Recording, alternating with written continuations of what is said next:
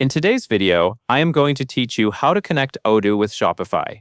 To begin, sign into your Shopify admin dashboard. Once you are inside, look to the bottom left area and open Settings.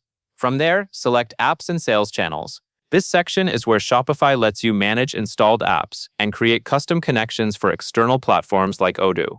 Next, click Develop Apps. If this is your first time using this feature, Shopify may show a short prompt explaining that custom apps are intended for advanced integrations. Continue into the Developer App area so you can create a private connection between Shopify and Odoo. Now click Create an App. When Shopify asks for an app name, enter Odoo. Naming the app clearly makes it easier to recognize later, especially if you manage multiple integrations or custom tools in the same store. After creating the app, you will be taken to the App Settings page. From here, click Configure Admin API Scopes. This is one of the most important parts of the setup, because API scopes control what Odoo is allowed to access and manage inside your Shopify store. You will need to enable the permissions required for syncing store data correctly. Select the necessary read and write permissions for the areas Odoo needs to work with. Common examples include products, orders, customers, and inventory.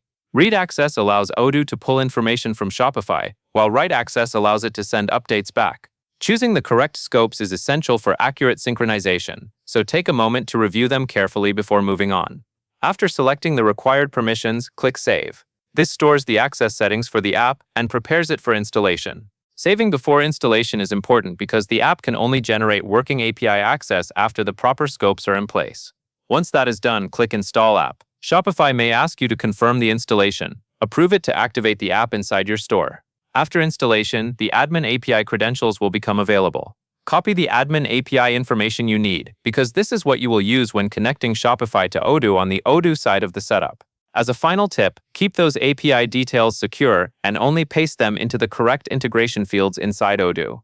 With that completed, you have finished the Shopify portion of the connection process. That covers everything you need to know.